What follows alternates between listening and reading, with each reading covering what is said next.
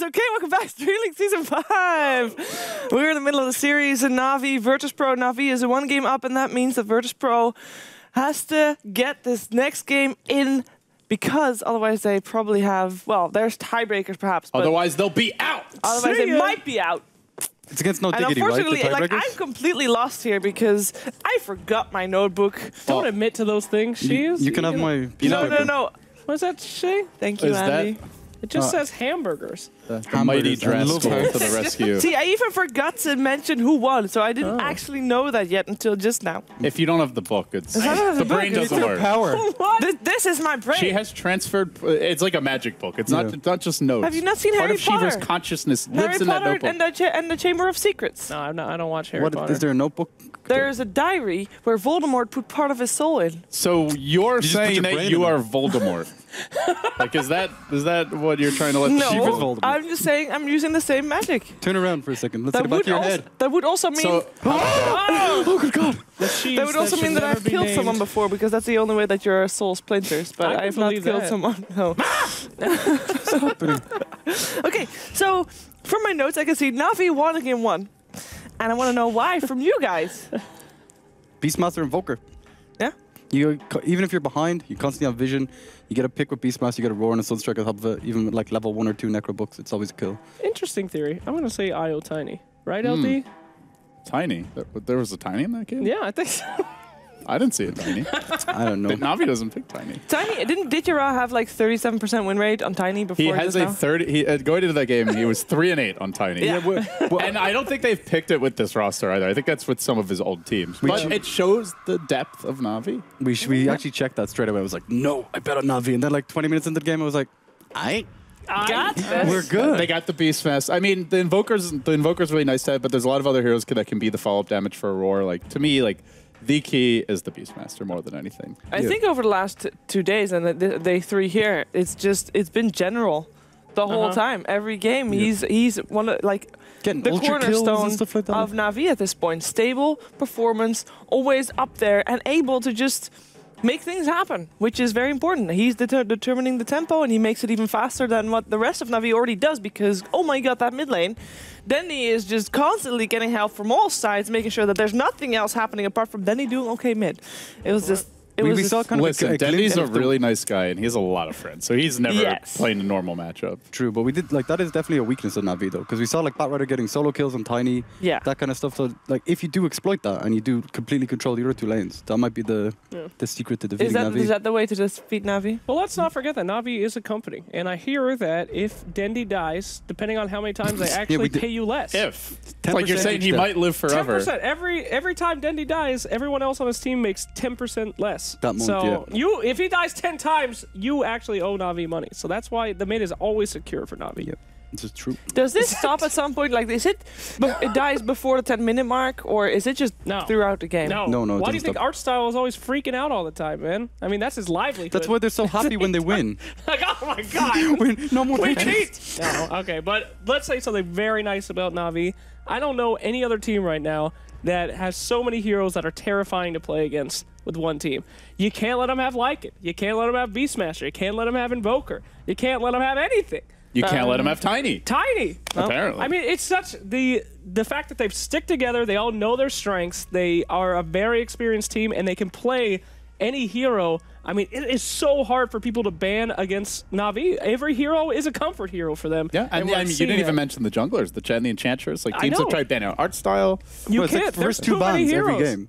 Chen and Enchantress. Yeah, so we've seen teams try to ban the Sunico Oracle at times. It's tough. Na'Vi is they have a strength because they have a unity, whereas other teams are losing players. That is beautiful. Stuck together. Na'Vi threw away like really loads of players. Huh? Na'Vi had like Na'Vi reformed. Okay, never mind. We are gonna watch a replay of the game, highlighting one of the many fights that we saw during game 1 of Na'Vi versus Virtus.pro. LD, walk us through this. What is happening? What is going on? 16 minutes in. I believe this is the fight that you wanted, Shane. Is it? Oh, okay. I didn't select this fight. Oh yeah, this is the really, really long drawn-out fight where they pick off the Batrider straight away. Like, G gets a really good ulti, but the thing is, the sustain damage from the Witch Doctor and the IO combined just makes it nearly impossible to kill anyone. Look at Sneeko here. Like, this is an IO just taking so much burst damage, but the sustain is... Pause. constantly Isn't healing. it at this point, Sneeko should be #1 target for anybody to kill? Because I Yes. find that was kind of lacking. If you're playing against IO Tiny, you always focus the IO first because he's the driving force of that. Let's just watch the boars as well. Like General's micro and all the team fights was spot on. Like he Yeah, constantly. the bottom fight was maybe the biggest one when he got the ultra kill, where he's literally at like 10 HP running away and still getting kills. Here we go. Well, maybe Boys are we'll moving see in. that as the next Nice. That highlight. toss. Boom. On there. Beautiful Beautiful. stuff. Constantly microing it still. Yeah. In the meantime, Virtus Pro still trying to chase General. Look at that boar slow. There, that's the teammate. Spectre's pretty speedy, but not when a boar is biting her. And then the straight turnaround, the toss into the air, the Sneeko crush. buys back, right? Yeah, he does. And then instantly Yeah. TP's in. Oh, I was on the way, ready to save Ditcheron, aid him in his battles. I mean, it's great micro, and the thing is, like, even if you get the Beastmaster kill, who cares? Like, the hero, once he gets his Necro 3s, but, like, eventually he's going to get a Blink Dagger. He doesn't have to build anything that has a really long build-up. He offers a lot even without items. It's not really that big of a deal, and he's always going to get off the roar as So well. that fight was drawn out so long that he has the Necro book off cooldown again. Yeah. And it's like, honestly, Beastmaster's like 2 heroes when he hits the Necro book. Yeah. He does so much damage. yeah, man. Once he gets Necro, he's fully farmed, basically. He's good to go. Yeah, he's already 6-slotted. Necro book up Beastmaster is... Look at this, still microing the boars, controlling up VP. I mean, these are the two... That was like a solo kill with just summons. Yeah. The same two heroes, Tiny and Beastmaster, were Yeah. running around for how long was that replay? And then there's a Sunstrike. Oh, the pick. I mean, There how were a do you lot of compete? Sunstrike dodges. Yeah, I think in that team fight, wasn't Yeah. it like 14 or 17 different times that Dendy did Yeah, the exhort? Or what's it called? Wait, we just spamming Exor. Yeah, just spam. Love it. Easy. But overall, what is Virtus Pro going to do to try and prevent this result from happening? Because we said it before, they need to win this game. I think, I mean, yes, we could say Beastmaster maybe is the strongest hero in the patch. I personally think he is. He's pretty much always first pick, first ban material. I think he's got close to like a 58, 60% win rate, even so across all teams, I believe, on this patch. I could be wrong, but that's what I briefly saw. I'm terrible at using Dota buff. Absolutely awful, but that's what You have to have a I got out of special it. skill So for that. he's a good hero. We can all agree on He that. is good. But even if you take away from Navi, it's not like that's auto win. I don't really think it's like particularly draft based. Maybe Navi had a slightly better draft, but you just have to outfight them. And that's the scary thing. Like maybe it's where VP needs to pull the cheese strat, try to go for the Drow Ranger pick, the Brood Mother pick. I mean, you've been mentioning it over and over and over. And I mean, viewers might think you're just clowning around, but honestly, I think you do need something like that against Navi. Yeah. Like, just something that completely messes up the lane so they don't even have a chance. Cheese it up. I think you force the supports to stay bottom and protect Idiot Ra. I think if you do like an offensive tri lane, something like that, pick up some like Juggernaut, some fighting early heroes, try and get the Roshan early because Navi love the Roshan. Any chance they can get, they'll take that Roshan, you know? So you need to draw the supports away from Dendy and then give your mid laner a matchup that'll beat Dendy one-on-one. And focus on that. Like, So, I mean, are you thinking like even aggressive tri-lane versus the Ditya lane? yes, definitely. So this game we're going to have Virtus Pro still on the dire side, but this time, or probably still on the dire side, but this time first pick. No. How will that in fact affect their draft, you think? So that you said there, sorry, dire side first pick?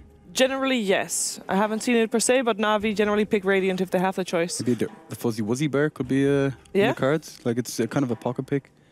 It's a pocket pick. I don't think it's obviously they're not going to first pick her. So Yeah, Yeah. of course not. If they had the chance, would they first pick Beastmaster? Because we know Navi just did, I but think you just ban it. You ban the Beastmaster. but then you have to let Chen or Enchantress through. Or No you pick biggie. up Enchantress. they're not They're going to win the draft on like, oh, we got like this Imba hero and you're going to get nothing good. Navi's going to get something good. Right. So it's more like what is the overall game plan for Virtus Pro? Are they going to try to start off fairly open-ended? We've seen them open a lot with the Enchantress for FNG. I think that's one of their most powerful openings. It probably means they won't go Broodmother at that point because he is the one who's been playing it. But it allows for the possibility of a Drow strat. You don't have to go into Drow. You can go back for a little more late game. But, I mean, there's no like auto win from the first phase of bans here for VP. VP got to pick what they're comfortable with, and they got to be ready to fight. They got to go for that old, back alley Dota, where you just pick some brawlers and brawl early. Maybe a Zeus. A little Zeus? Fight early, That's a a lot of brawler? Jesus Yes. is amazing. I would actually really like to see that. Let's find out if that is going to be in the cards as we